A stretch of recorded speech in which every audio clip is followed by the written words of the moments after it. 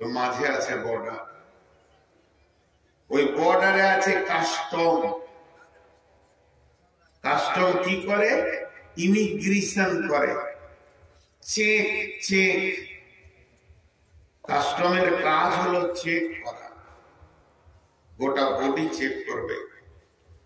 Custom এমন একটা চাকরির নাম, তাদের এতটাই পাওয়ার আছে যে দেশের প্রধানমন্ত্রীকেও 24 ঘন্টার জন্য তারা চেক আপে নিতে পারে।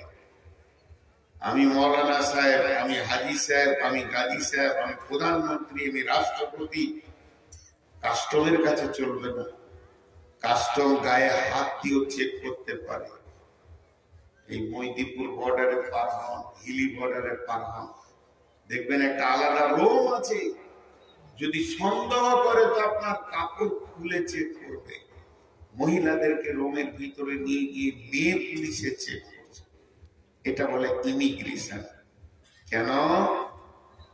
বাংলাদেশ থেকে যেসব লোকগুলো ইন্ডিয়ায় আসছে ওদেরকে চেক করছে, লোকটা ভালো না লোকটা খারাপ। খারাপ হলে সেই স্থান, ভালো হলে সেই স্থান। তো এই বর্ডারে যেমন চেক হয়, তেমনি দুনিয়াটা হলো ইহকাল, ইহ জগৎ। আর মরার পরে ওই দিকের জগৎটা হলো পরজগৎ।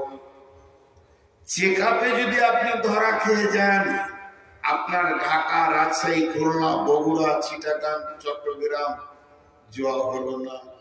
আর বাংলাদেশের লোক যদি চেক আপে ধরা পড়ে যায়, তাহলে ওর আর কলকাতা, দিল্লি আর কেরল, চেন্নাই কোথাও যাওয়া হলো না। চেক আপে যদি ছাড়া যায় তাহলে এগুলো ঘুরবে। ভাইরা আমার, কবর হলো একটা ইমিগ্রেশন ঘর, যেটাকে বাংলায় বলে চেকের ঘর। ওখানে আপনি আমি দুনিয়া করেছি 10 বছর, 20 বছর, 25 বছর, 30 বছর, 40 বছর, 50 বছর, 60 বছর, 70 বছর, 80 বছর, 90 বছর। এবার আমি জান্নাতের দিকে পাড়ি জমিয়ে দিয়েছি। আমার ইচ্ছা আমি জান্নাতে গিয়ে আনন্দ করে কাটাবো, সেই রাস্তাটা আমি ধরে নিয়েছি।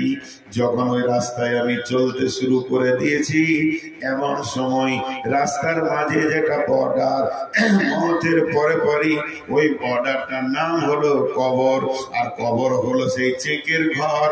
ওইখানে আল্লাহ তাবারাক ওয়া তাআলা প্রত্যেকে ভরবেন।